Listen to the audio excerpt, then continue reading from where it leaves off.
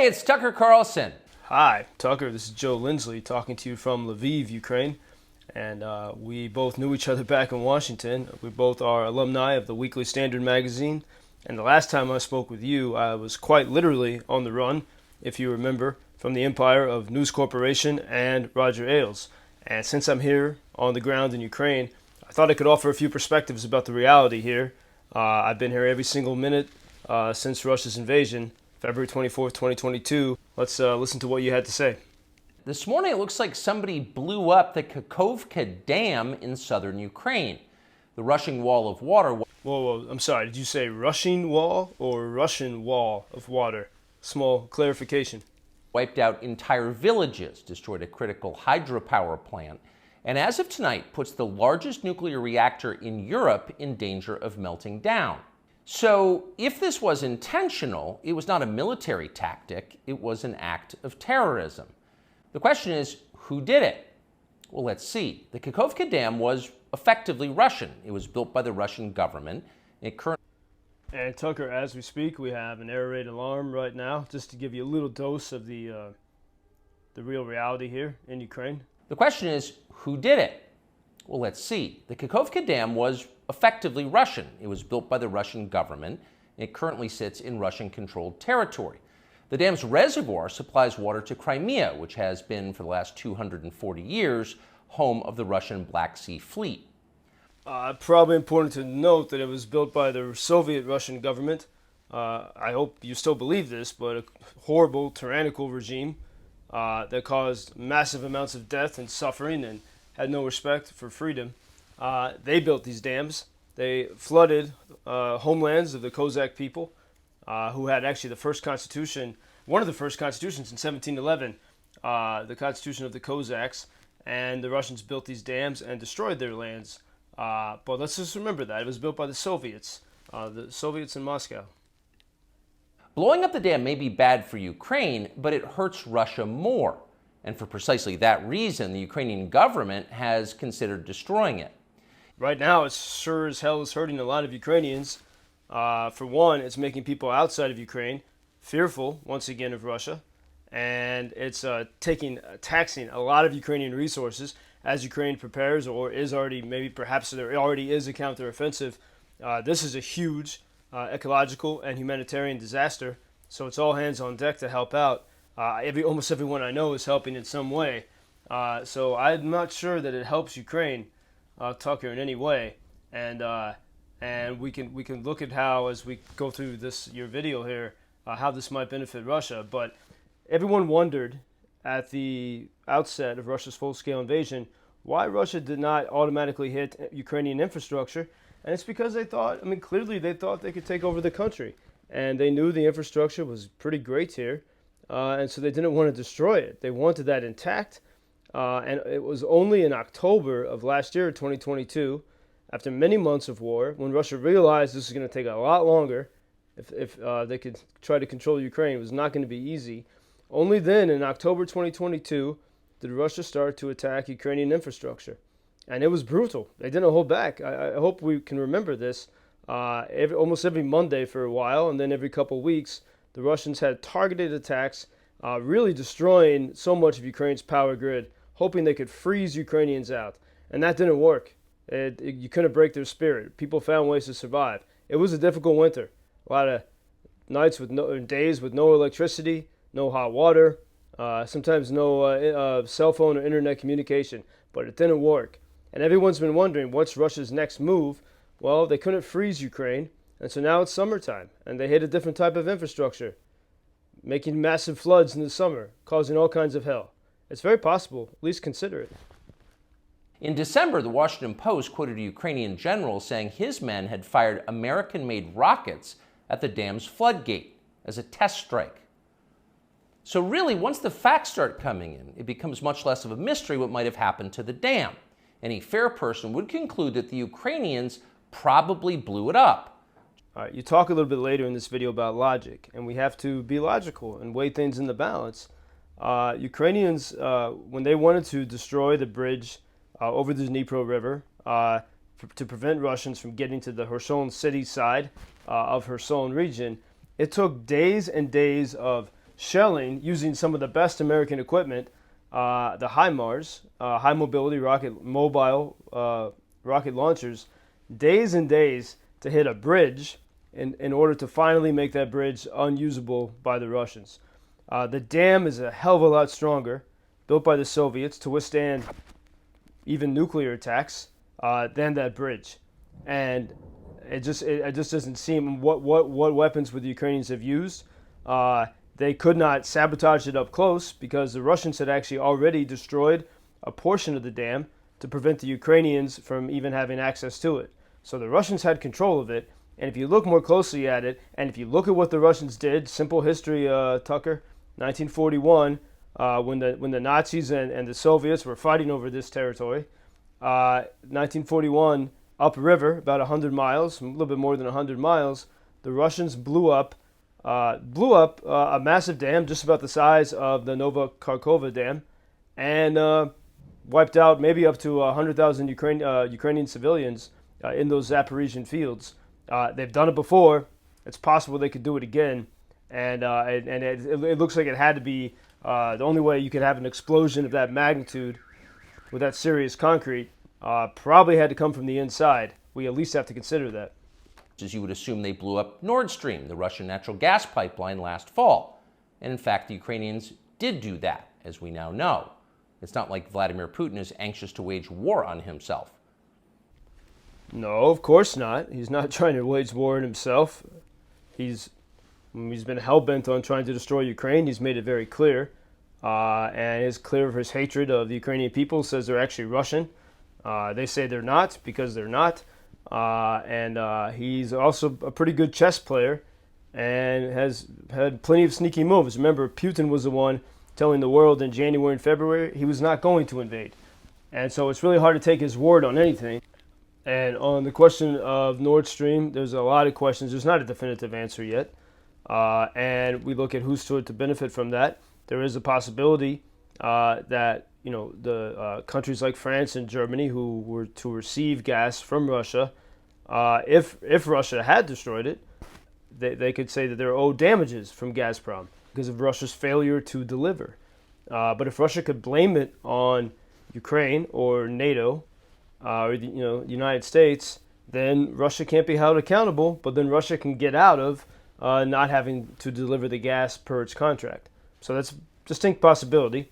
We're still looking for the answers. Oh, but that's where you're wrong, Mr. and Mrs. Cable News consumer.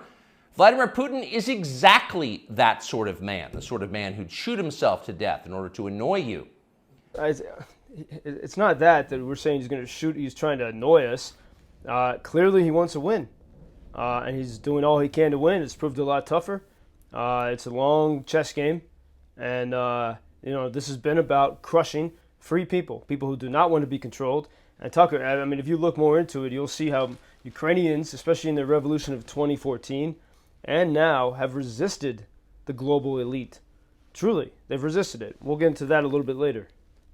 We know this from the American media, which wasted no time this morning in accusing the Russians of sabotaging their own infrastructure. And actually, Tucker, a lot of the media was saying, oh, we don't know what happened. And if you look at the headlines, it makes it sound almost like just a simple natural disaster. Both Western leaders in the media have actually been very cautious, which has angered a lot of Ukrainians in saying we don't know who caused it. So that's not quite accurate, what you just said. Bill Kristol, the man who once told us that Saddam Hussein was responsible for 9/11, immediately denounced Putin as a war criminal and even more savagely compared him to Donald Trump. You and I both know or used to know Bill Kristol. We worked for him. He's a great person, but I reject the philosophy of those wars in Iraq and Afghanistan. That's part of the reason why I got away from that whole world. And I think, a lot of us had awakenings about it. And so many American veterans I know who come here, they're upset with what happened in Afghanistan, but they're here because this is redemption, because this is good versus evil, and it's quite clear. And Ukrainians are doing the fighting. They're not asking the West to do it. I want this to be clear. Like, I disagree with the worldview of people like Bill Kristol. This is a different story. The rest of the pundit class made similar, clearly coordinated noises. Putin did it! Putin did it! And their reasoning was simple. Putin is evil. and evil people do evil things purely for the dark joy of being evil. In this specific case, Putin attacked himself, which is the most evil thing you can do, and therefore perfectly in character for a man that evil. Well, come on, man. I mean, Putin has done some pretty evil stuff. Can you, whatever you think about the other players in this, can you say that he's acted as some kind of noble saint in this? He's destroyed Russian-speaking cities like Mariupol and Bakhmut. They're Russian-speaking cities. I was in Bakhmut last summer. Russian-speaking city, totally gone. It's like a nuclear bomb hit it. Just took a longer time. Kharkiv he tried to destroy, unable to do it, but he caused a lot of damage. And I want to play the short clip of Margaret Thatcher and her insights about Putin. She saw something when everyone else was trusting him, including George W. Bush, who I don't have respect for his policies. Margaret Thatcher saw something not good in Putin. Here's the video. Now we have the new Mr. Putin. I looked at the pictures of Mr. Putin, trying to look for a trace of humanity. And I should, within a few weeks, have known better, because you know what happened. They had the terrible tragedy of the submarine going down, but it was very interesting what happened. If ever there's a calamity in the West, the whole of the armed forces will go, they'll take everything there immediately. The politicians immediately will get together and say, what help do we want? They can have anything we can give. If we haven't got the help, we'll get it from someone else. There would be anxiety, because what mattered was not the submarine, but the lives of those in. And the interesting thing was that the new leader of the Soviet Union didn't act quickly. This was very soon the comment. He didn't try to mobilize everyone else.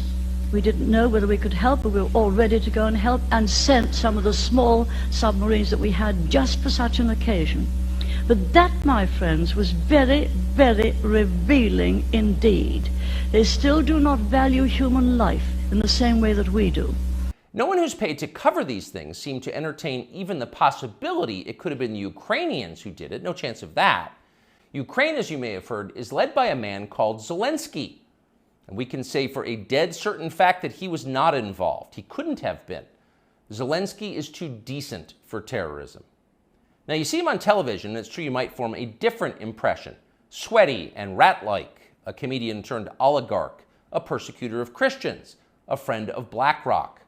Your ideas about oppression of Christians is only because after a year of full-scale invasion, only after a year did Ukraine dare to make the move to get rid of the KGB church, founded by Stalin, the Russian Orthodox Church, refounded by Stalin as an arm of the KGB.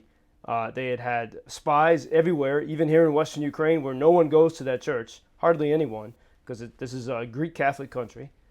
And only after a year did Ukraine finally say, we have to stop it, because there were spies still here.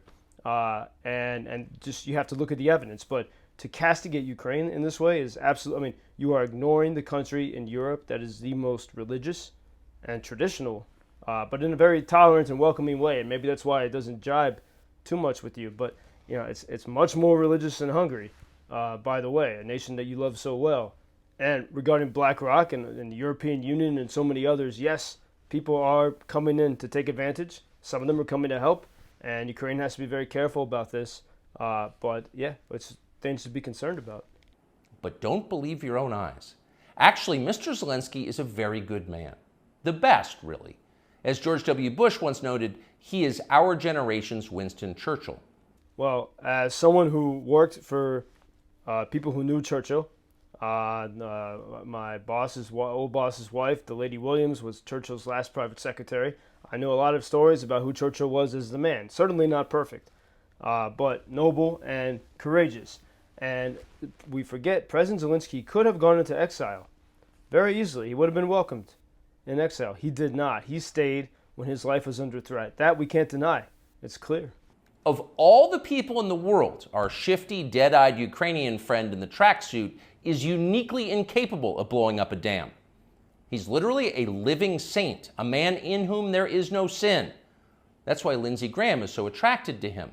They're just two good people, hanging out together and being good. And like all good people, when they meet in person, they spend a lot of time talking about killing people and laughing like friends do. Here's the pair last week. Free or die. Free or die. Now you are free. Yes. And we will be. And the Russians are dying. It's the best money we've ever spent. Thank you so much. No, it's The Russians are dying. It's the best money we've ever spent, Graham says. A smile spreads across his thin, quivering lips as he forms the words. He looks like a starving man contemplating a breakfast buffet.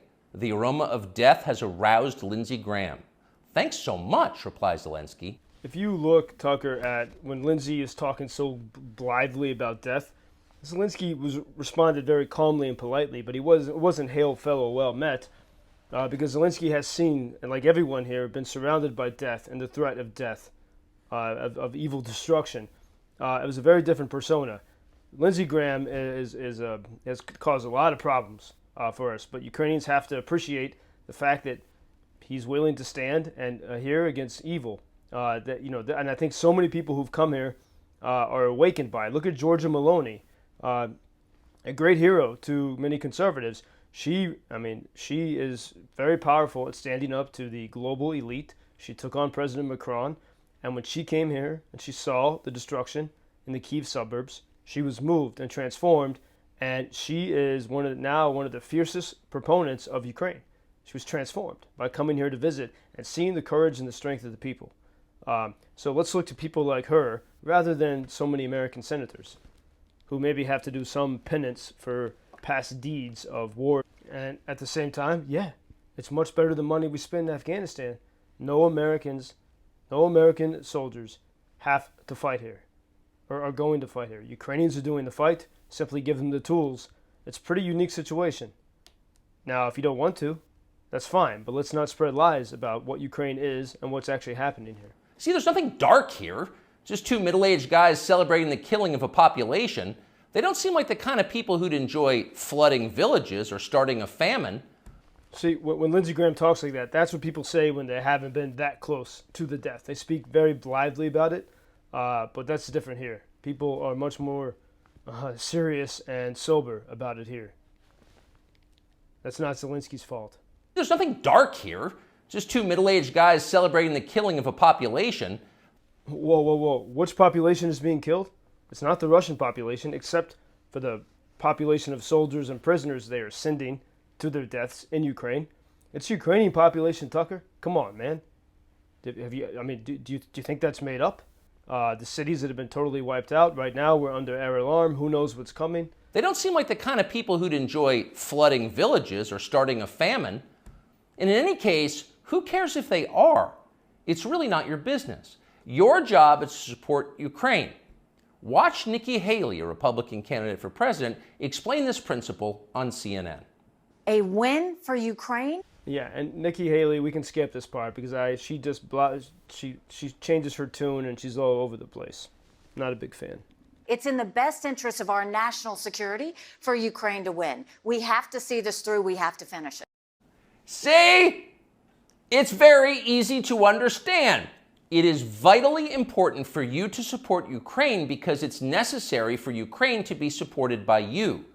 Your support is mandatory until it's finished, whatever it is, and whatever that means. So shut up and support Ukraine or else you're in trouble.